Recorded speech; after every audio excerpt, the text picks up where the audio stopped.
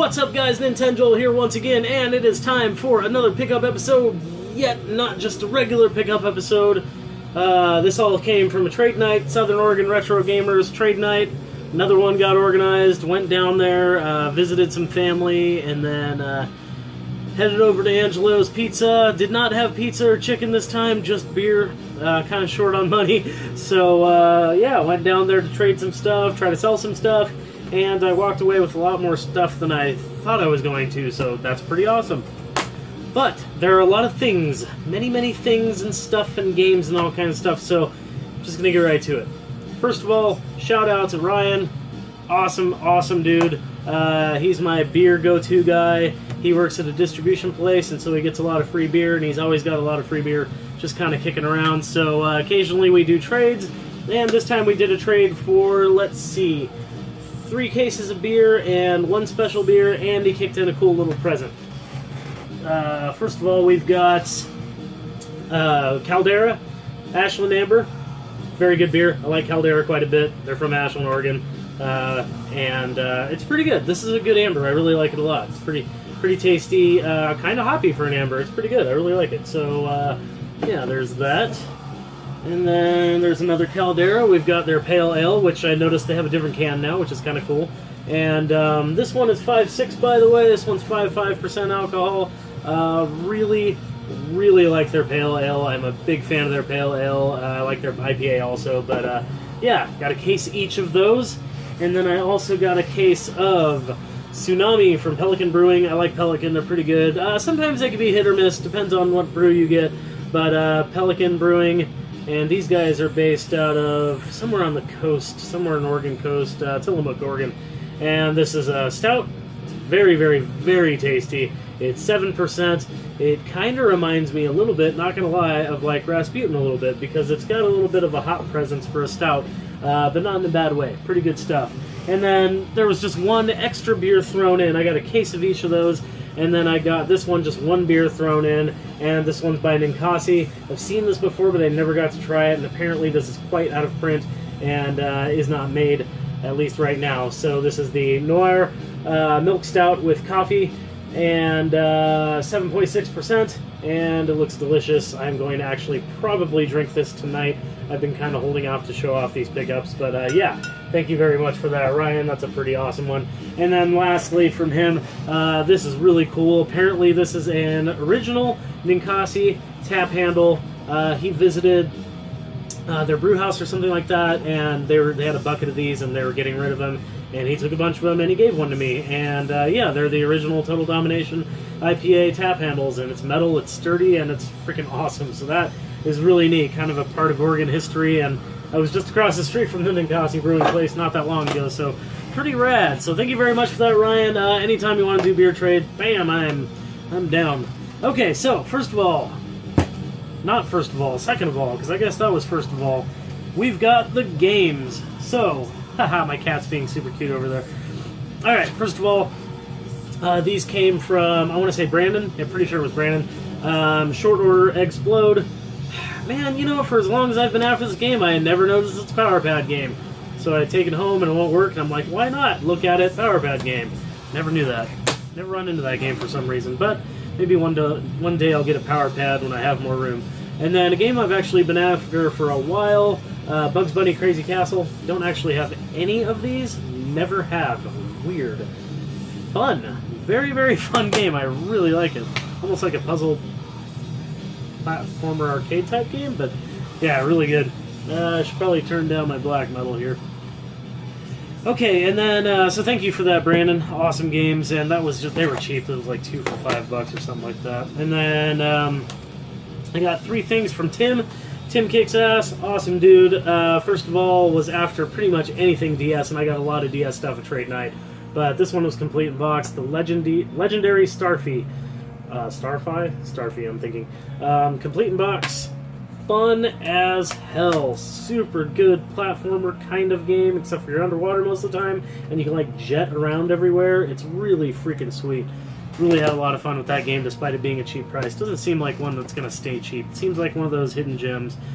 Okay, and then this one was pretty cool. One Chanbara Bikini Samurai Squad for Xbox 360. Looks pretty badass, like kind of a beat 'em up, battling zombies and stuff with chicks in bikinis, and complete in box. Looks pretty awesome. Not really after too many 360 games, but just, I don't know, something about the cover really caught my eye. I mean, it's a chick in a bikini, but that wasn't really why. I mean, that too, just super colorful. I thought it was an RPG at first, and then when I saw it wasn't, I was kind of disappointed, but then I started looking at it and I was like, man, this still looks cool, so pretty cool to get that.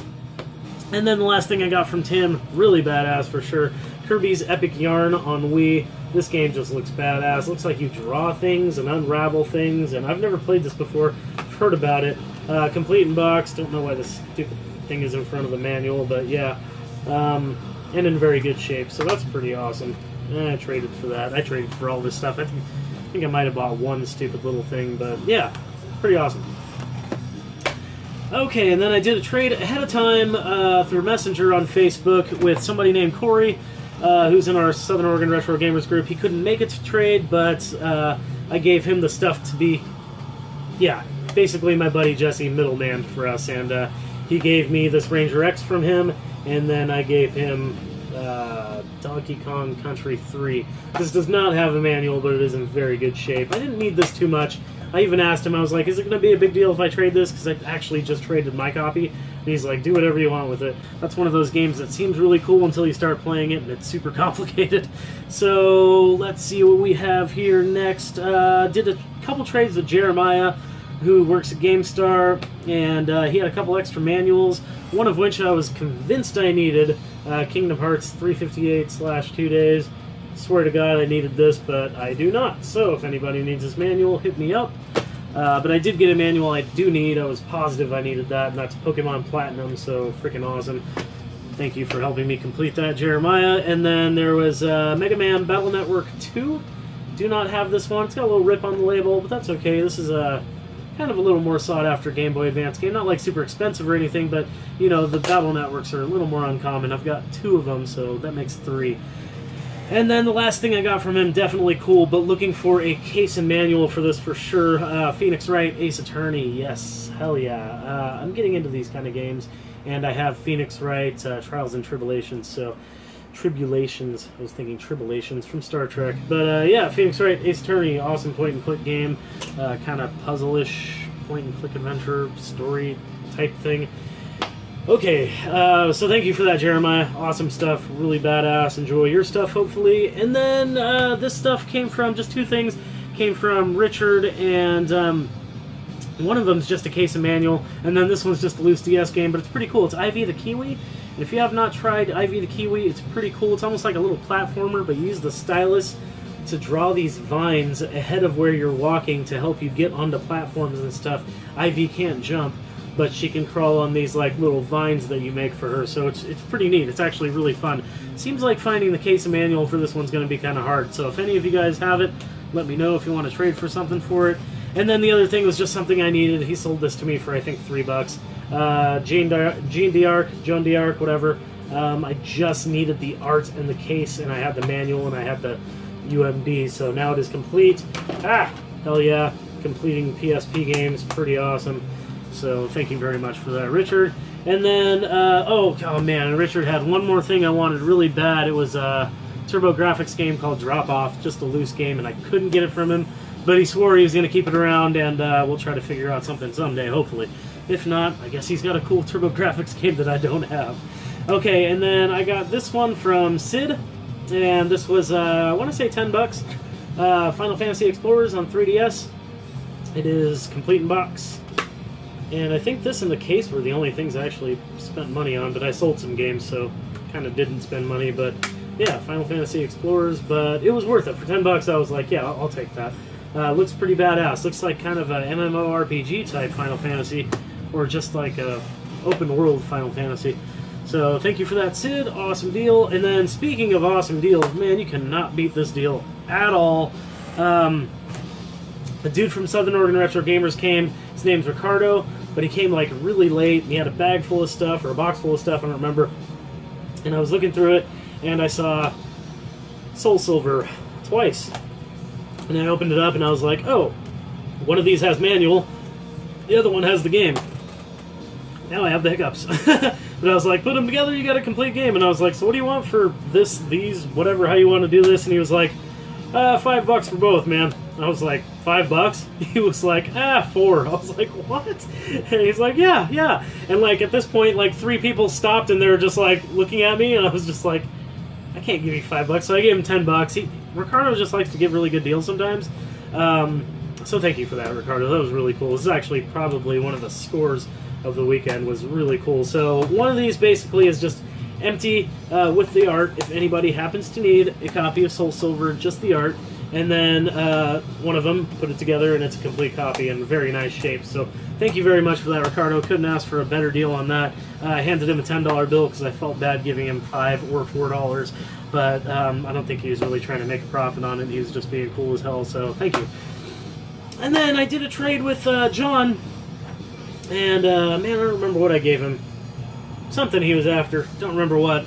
But I had just learned about this game, and I saw it, and I was like, I don't know if I've heard about this, and then I started reading about it, and I did actually remember I just learned about this like a week ago or something. Resident Evil Deadly Silence for DS. It's apparently a remake of the PS original, and is pretty awesome, actually. Started playing it a little bit. Not really a survival horror guy, not really a freaking Resident Evil guy, but I don't know, something about it. Maybe because it's on DS, I liked it. So yeah, we're going to give that a shot for sure. And it's kind of uncommon.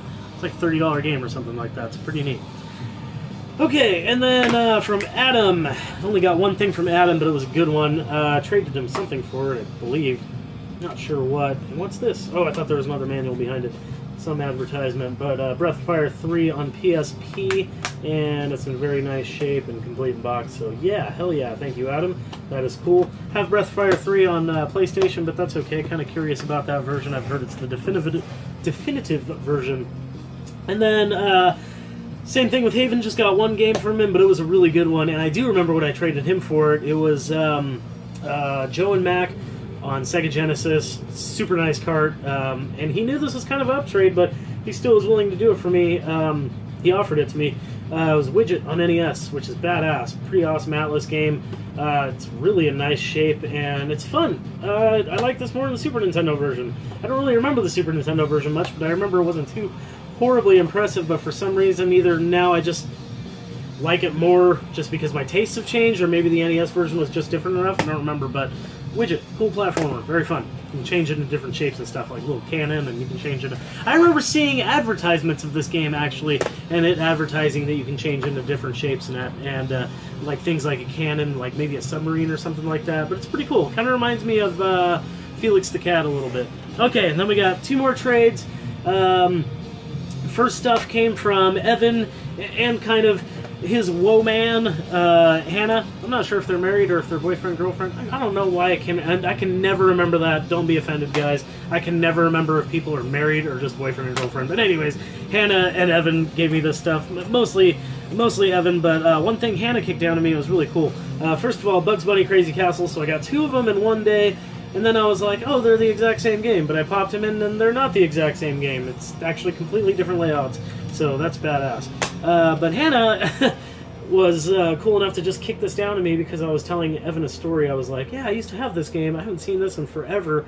I got this game with my Game Boy when I was a kid.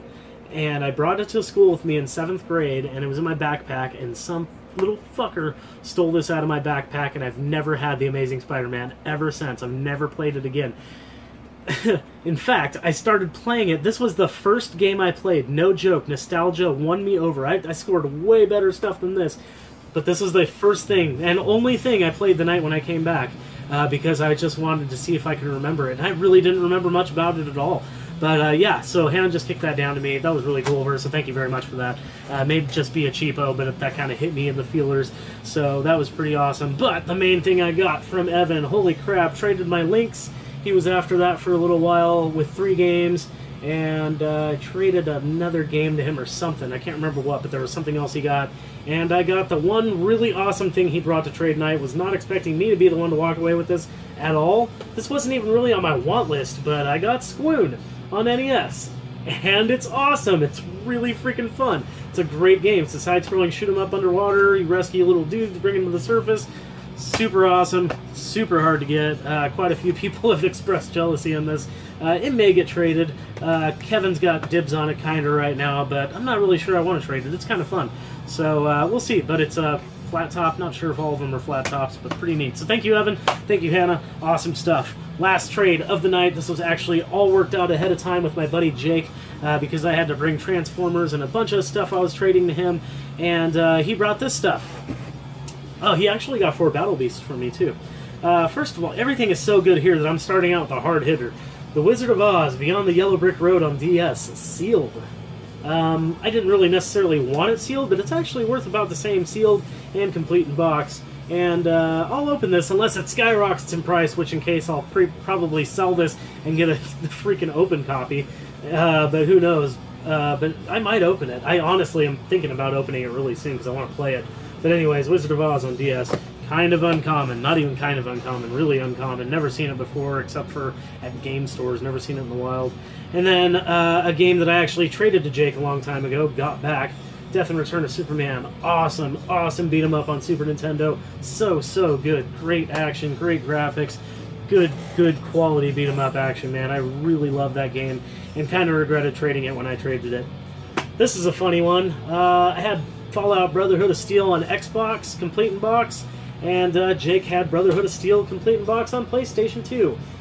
We wanted each other's versions for whatever reason, even though mine was worth this, even though this one's worth a little bit more, he didn't care. I guess the Xbox one is supposed to be a tiny bit better. I don't care. Way more likely to play the PS2 version, so this is badass.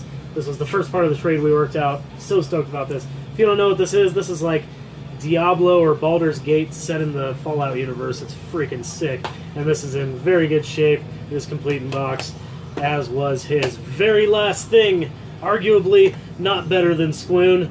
In my opinion, it is actually better than Squoon. Just Squoon is a little harder to get and more expensive. But last game we have, oh my god, Strider 2 on PlayStation. Yes! Oh my god. And it is complete in box. Had a little bit of sticky residue on it. Took care of that with a little bit of alcohol. It's got disc 1 and 2 in great shape. Everything's immaculate. Super badass. Been after this game for years. Actually borrowed this copy and beat it from Jake like last year or maybe 2 years ago. But that's it. That's all I have for you guys. Another successful trade night. It's time to crack open one of these beers and drink it up and enjoy these games. Thank you very much, everybody in Sorg, Southern Oregon Retro Gamers. You guys kick ass. You're warriors. You're troopers. Amazing dealer, givers, and traders. So, yes, thank you very much. Looking forward to the next one. Hope you guys enjoyed the episode. Give a thumbs up if you did. Subscribe so you can see more. And be sure to leave a comment. That'd be rad. Keep rocking the retro games, and thank you, everybody.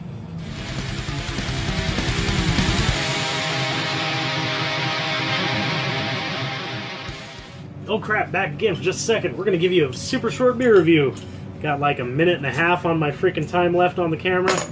We're going to open up this milk stout here. We're going to take a drink of this. We're going to pour it on in. We're going to see what it looks like. Ooh, nice color. Not as dark as I was thinking. This is a little more brownish amber in color. Nice head on it. Very nice. Very compact bubbles and very creamy looking. And yeah, not as dark as I thought it was. Pretty dark, but still you can see a little bit of light towards the bottom. And oh man, coffee and chocolate. Like almost hazelnut. Oh man. Maybe even a little bit of caramel, though. Really, like super heavy chocolate and caramel and coffee. Just coffee. Oh, this smells amazing. Let's give her a try. Quick beer review here. Oh my god. Oh my god. No beer review needed. This is amazing. Super creamy, chocolatey. Oh man, coffee-ish. Oh man, this is really good.